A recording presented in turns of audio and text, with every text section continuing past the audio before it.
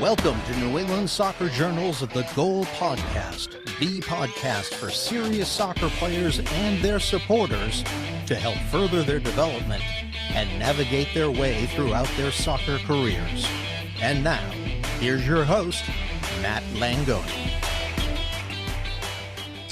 Welcome into another episode of New England Soccer Journal's The Goal Podcast. I'm your host, Matt Langoni.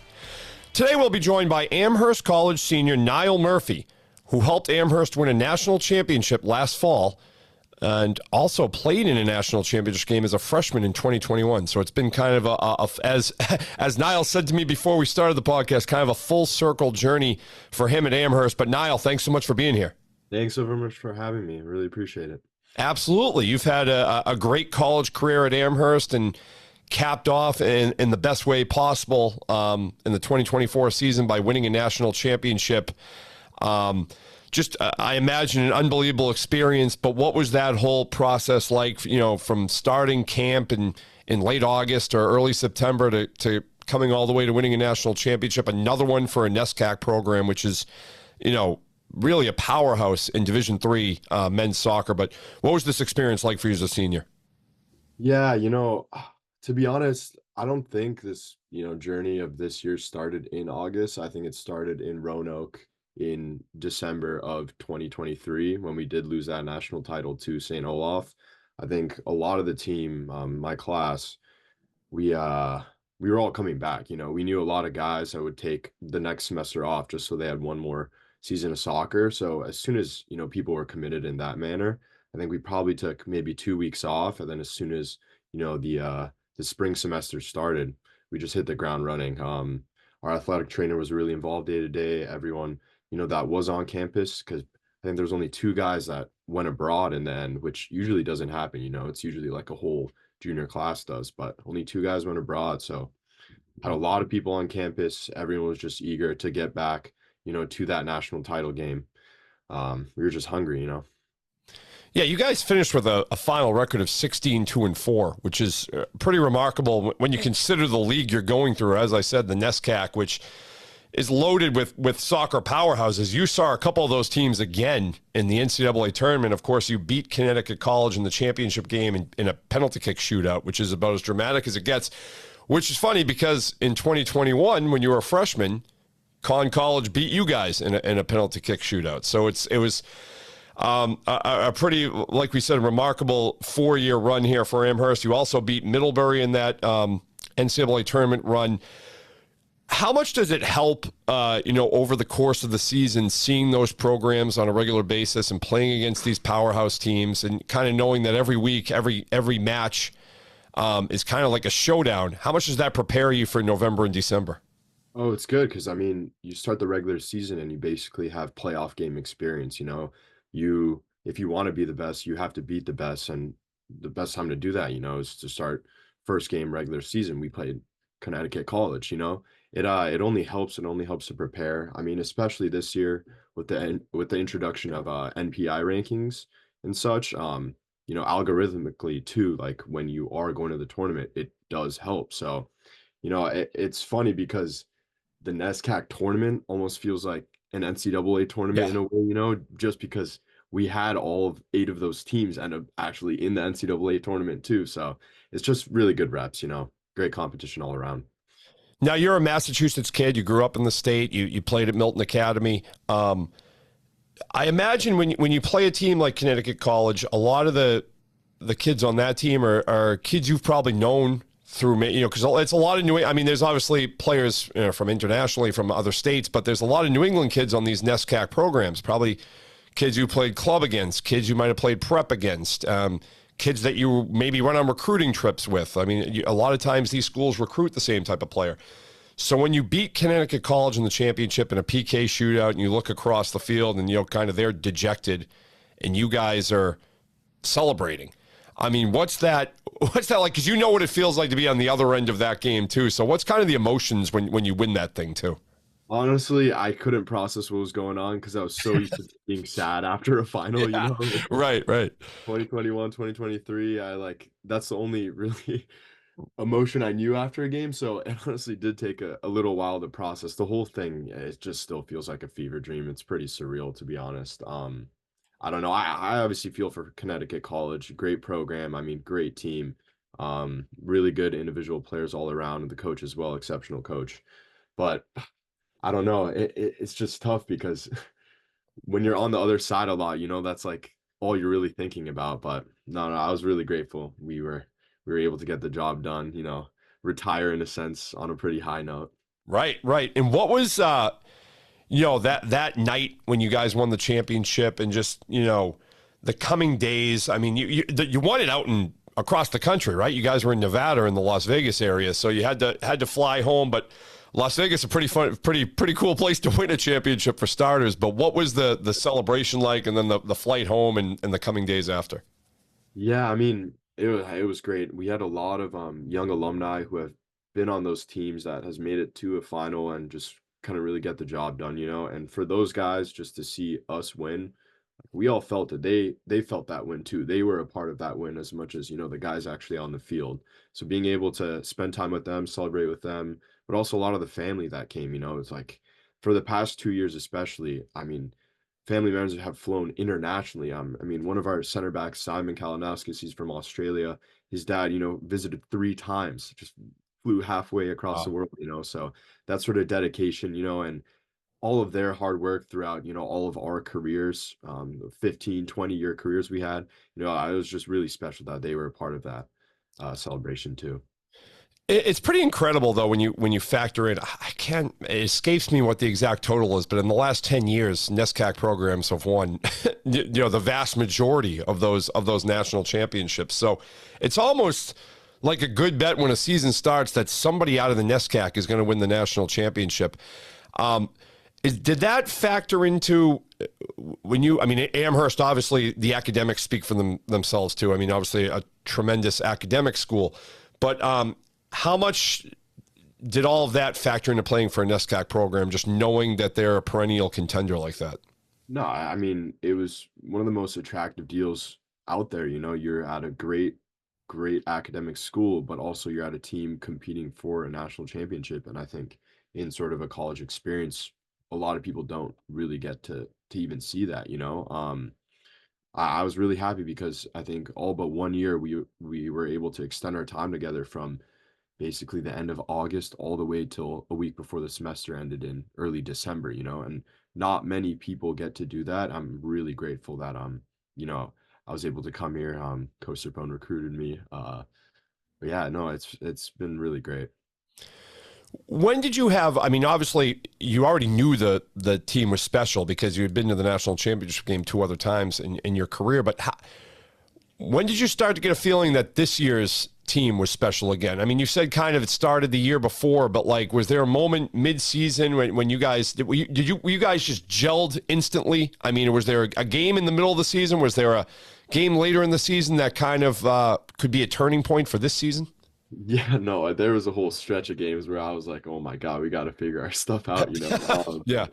No, it was really tough. We had a really early season loss to Williams, at Williams, and I think we hadn't lost them in a really long time at their field. I don't know, it might have been like 10, 15 years or something like that. So after that, we were kind of on our high horses, to be honest, beforehand. And then we realized like we have to go back to the fundamentals, really understand. Yeah, you got knocked down a peg, basically. Exactly. Yeah. And I don't know. There was a whole stretch where we were winning 1-0, just not too many shots on there, pretty ugly games. We were getting the job done, but we knew if we wanted to win something like a NESCAC or a national championship that we would have to, gel together, really get the fundamental details right. And it was also tough because I would say there was an 8 to 10 week stretch where more than half of our team was really sick. And I don't know if it was the same with other teams, but we just had guys like sick for 3 4 weeks, and just Yeah. some guys out, some guys injured. We had two starting center mids, Lau Tenkate and Ignacio Cubedu, both did their knees in first week of the season. Mm. And then okay, they're already out. You have to find new guys to come into the midfield, maybe drag some guys out of CB. So there was a lot of mixing and matching. that had to be done. And honestly, the major loss was Max Land, our goalkeeper, who didn't play the entire season until the NCAA championship due to injuries, you know. So it was a whole work in progress, like a whole season's work in progress. Wow. I noticed. I think you had 3 game-winning goals yourself this season. It seemed six. I think game-winning goals in your career, which is a pretty tremendous total. Is that something you've always seen? Are you good? Have you always been kind of good in those spots? Those spots when your team needs something? I mean, they're going to kind of ask you to toot your own horn a little bit here, but has that kind of always been something in your game, and dating back to even young years of soccer? Yeah, I mean, I used to be like a forward, like a striker or a Yeah. winger, and then later in my career, my upperclassmen years at Amherst, I did drop into the midfield. Hmm. So definitely, I've always had like an inclination to go forward and score, but I think a lot of those, it's just like I'm in the right place at the right time, you know. So sometimes it just like bounces in your favor. So Yeah, but it's usually there's something to be said for that though. Players who yeah, are consistently in the right place at the right time can I mean, it something to be said that you're reading the game. I mean, you're understanding how a scenario is going to play out, which is also a credit to you. mhm. Um, how much is that versatility? You said you kind of grew up playing more up front, drop back to the midfield. That versatility for any player, at any level, getting into D3 soccer, D2, whatever it would be. I mean, we had Max Murray from Vermont on the podcast, and it's funny. He was a great striker at Vermont and then dropped back. I mean, he was kind of came in as a center back, moved up front, went back to center back, was an MLS draft pick as a center back. And he said the same thing, like that versatility that you have to have as you get to these higher levels. Do you find that's super important? Yeah, I do. I mean, when I initially came to college, especially in the NESCAC, the sort of difference in athleticism from like the high school DA club days to college soccer, it's pretty steep, you know. And I was like 5 feet flat freshman year of high school. I think I hit my growth spurt at probably like 17, 18. Oh, So I was wow. usually like a really skinny, small guy who's like on the wing, you know, and then my body like completely changed. I had to get used to it again. And Right, once that physicality came in, I then was able to, you know, find ways to fit into, you know, what Serpone was planning. And right, that's why freshman year, wherever he kind of put me, I was just like, okay, I'll just right. get in there, just work hard, you know, just gain my minutes that way. And then sort of that transformed into a role where I then became, you know, sort of our pivot in the midfield. It's funny you mentioned that kind of that late bloomer growth spurt thing. Was that I imagine before you go through that growth spurt, you're getting frustrated because you're probably almost like, when is the growth spurt going to hit? Am I ever going to grow? Like, what is going on here? But it also maybe worked to your advantage having that late growth spurt. I remember hearing about basketball player Anthony Davis, like when he first started high school basketball, he was like a point guard, and then he learned those point guard skills, and then shot up to 6'10", 6'11", but had those point guard skills. So did you almost feel fortunate to have that late growth spurt, or was it frustrating as you were progressing through high school and stuff like that? I mean, there was definitely an element of frustration because I knew I wasn't like winning a lot of 50-50s Right. to balls I could get to, you know, but at the same time, I I was I was developing sort of my touch in those days a lot because that's the only way, you know, technically I could beat someone, whereas physically I couldn't. And, you know, I mean, thankfully the touch didn't really didn't really go anywhere as I Right. grew. I was grateful for that, but you know, it definitely was beneficial because I honed it on my technical ability. Yeah. Right. Well, let's go back to those high school days playing at Milton Academy and going through the NEPSAC and the ISL and all that stuff. What was kind of your prep school career? I know you had a significant injury that we'll touch on too during your prep school career that kind of impacted your recruiting process. But how fondly do you remember those days playing at Milton and playing prep school soccer? Oh, it was great. It was some of the best days there. So my best friends too Yeah. that did end up playing also in the NESCAC. Two of them, one at Bates, one at Colby. No, it was a great memory. I mean, my freshman year was the Milton team that went unblemished, so no ties, no Right. losses, with like guys like Jerry Ozor, Amos Shapiro Thompson, Shea Quinton, who won a championship at Messiah. Right.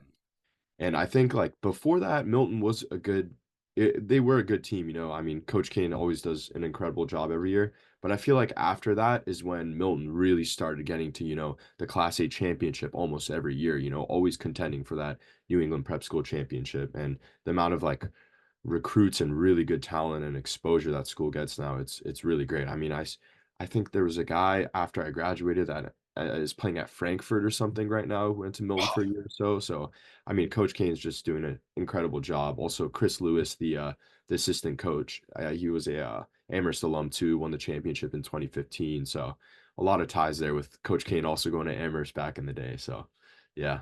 Right. And now you obviously ended up in a great spot at Amherst. I mean, a top-notch program, top-notch academic school. But we were talking about this before we came on air. You did have a significant injury during those years that definitely probably had a major impact on your recruitment process. Take us through that, what happened and how that kind of impacted things.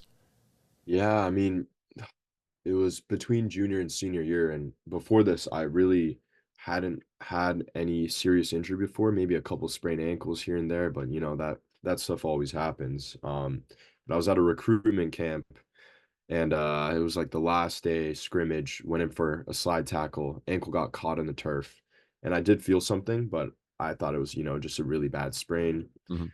Sort of the whole summer was kind of mending it. It was really swollen, so I couldn't see it for 3 months. And once my ankle was not swollen, I went out for a run. Running straight was fine. As soon as I went side to side, I heard a clicking, and then slowly it progressed to snapping. And I was like, something's not right here. So I went to the doctor.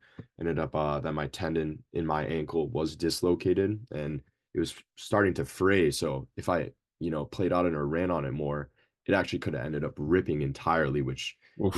it's almost impossible to come back from that. Right. So the whole process ended up being like a year, got surgery, ended up taking actually the year off from high school to be able to focus on recovery.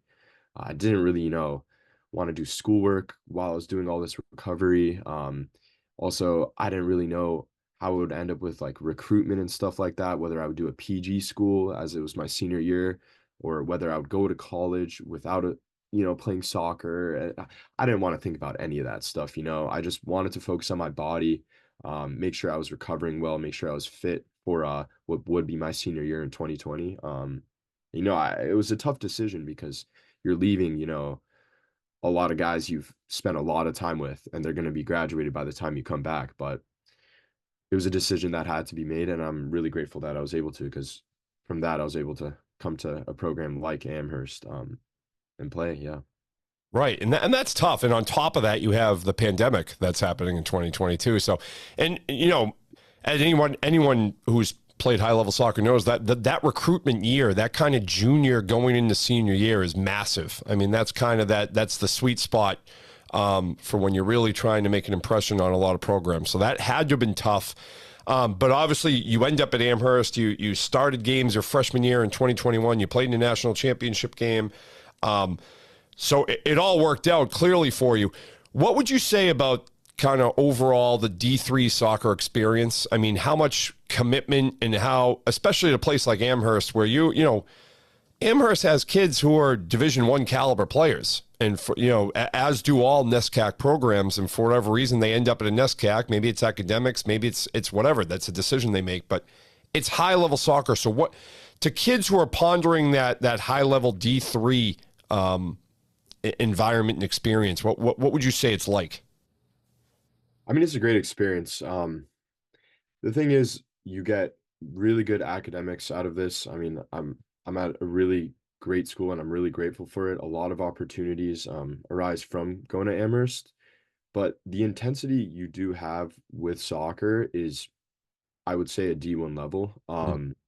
I think the way our team approaches it, especially, when we're in season, like, it's really hard. There's a lot of work that has to be done, both in soccer and outside of soccer. You have to really manage your time well. You have to sleep well, eat right. So juggling all these things is hard, but I mean, it's some of the great learning experience you'll really get out there. The off season is nice though, in terms of the things you aren't really able to do in season because of the time crunch you have. You can, go to clubs, take different classes, more labs if you wanted to. So just more flexibility that you have. And then there is the aspect of you are also able to go abroad, have those experiences without, missing a lot of the soccer and spring soccer time. But I am grateful though that the NESCAC, they actually added spring trainings, and I think D3 in general did. Because before it was just captain's practices and stuff like that, nothing organized by the coaches or anything like that.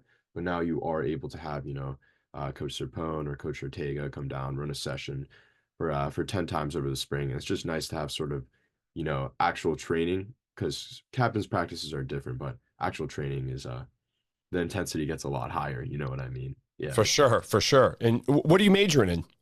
Computer science. Nice. So now you're, last semester of your senior year here. What's kind of the plan going forward? What would you like to do? I mean, do you want to keep playing the game? What's kind of your plan here? Yeah. I was actually in New York this past summer doing an internship in finance with a couple of the other guys on the team also worked in New York as well. So we were all staying in an apartment together. Nice. We was able to get a return offer from that company. So I'm going to be working in New York from August, which is going to be fun. In terms of soccer, it's tough because part of me just wants to keep playing forever and ever, The other part of me is like, all right, you got to figure out what you're doing now. Nobody ever wants to do that. Everyone just wants to keep playing. Exactly. But yeah, I mean, New York has a lot of leagues, like the Bowery League in general. Like if you end up playing the Division 1 or whatever, there's a lot of like ex-pros, ex-D1, D3 college guys that are fresh out of college too. So it's a pretty high level. So in terms of that, I'm excited because I have to get some touches on the ball in the week, even though it's not going to be the same thing as like, a collegiate soccer season. Just having a kick about would be fun. Right. But you still have that flex for the rest of your life of calling yourself a national champion. You can just walk around saying that. Or get yourself a nice jacket that says I'm a national champion. Yeah, I'll just wear the ring everywhere. Wear it all over the city. That's what I would do. Are you serious about playing your sport in college? Do you need a flexible education that allows you to maintain your practice and competition schedules while also preparing you to succeed at the next level? You should check out the University of Nebraska High School. UNHS is accredited and offers more than 100 online courses, including NCAA-approved courses to protect your academic eligibility. Students can earn a UNHS diploma or take a single course for transfer credit. Courses are college prep, self-paced, and available 24/7, 365. Enroll anytime and take up to a year to complete a course. Visit highschool.nebraska.edu today. Niall, that's good stuff. And before we let you go, though, we're going to go to our extra time segment with producer David Yaz. He's going to hit us with 3 unexpected random soccer questions. We'll do our best to answer these. These are always fun. We never know what David's going to cook up, but we'll turn it over to him. Let's do it. It's the end of regulation, so let's move to extra time. Well, this will all make sense in a minute. This is a special edition of Extra Time for Niall. Matt, as you and I were talking about before we started recording, it is Oscar season. It's Academy Award season. That's right. Matt and I are both big movie fans, and so although between us, I think we've seen one Best Picture nominee. Well, that's true. To come clean, we know nothing about these Academy Awards coming up. However, we imagined here at the Goal Podcast Creative Department, we imagined a movie about the story of Niall's life. And we actually prepared a movie trailer, which you will now hear. And then I'll ask you a couple questions about the movie trailer. So let's have some movie trailer music to start things. Okay. In a world. Okay. Matt, come on. Who's the producer here? Let me do it. All right, here we go.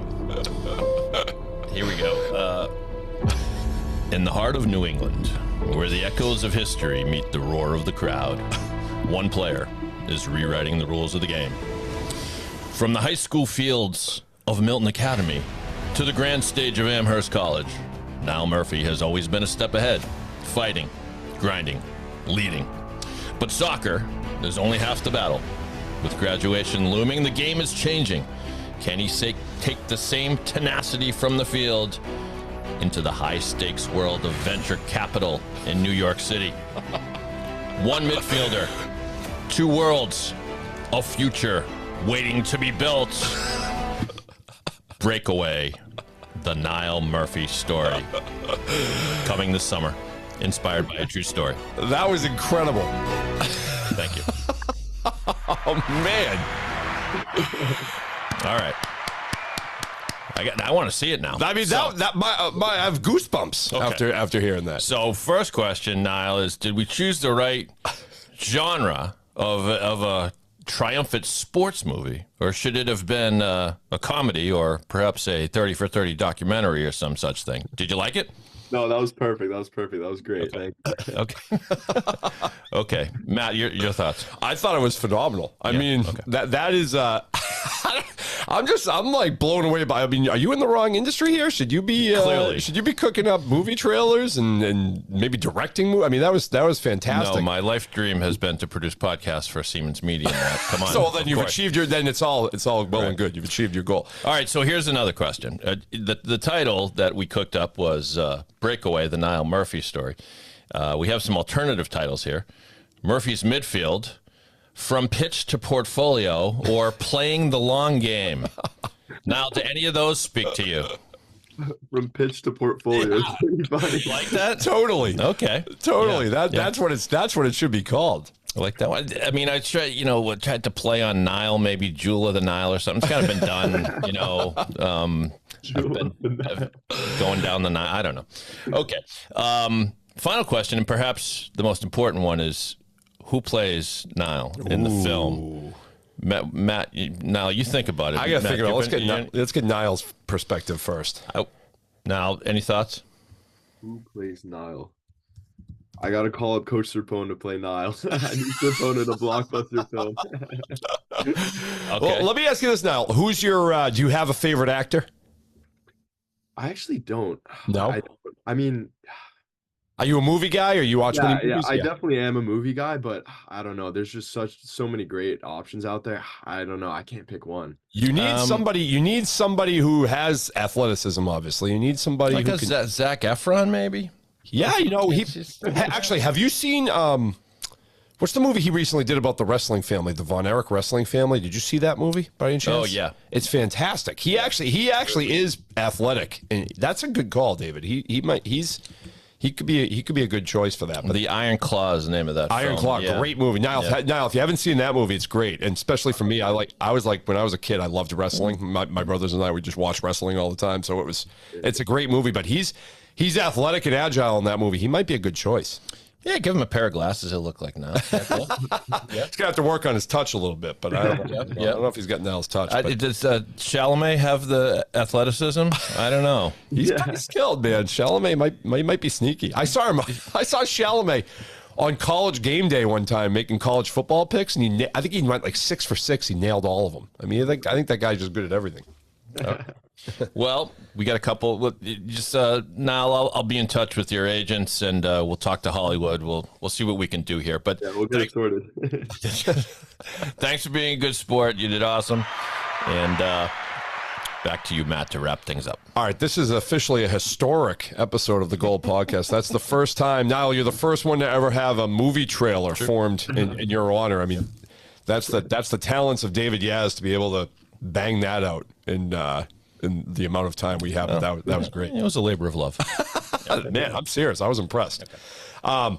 But Niall, I appreciate you joining the show today. Obviously, great career. Congrats on the national championship, and best of luck going forward. I know you're going to be great at whatever path you take from here on out. But thanks for joining us. Perfect. Thank you so much. Thank you so much for having me. Absolutely. Thanks again to Niall Murphy for joining the podcast. I'm Matt Langoni. Thanks for listening. New England Soccer Journal's The Gold Podcast is produced by David Yaz and is a Siemens Media production. You've been listening to New England Soccer Journal's The Goal Podcast. Don't forget to rate, review, and subscribe wherever you listen to our podcast.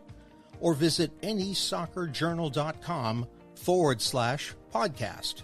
Siemens Media. Inspiring, informative, insightful.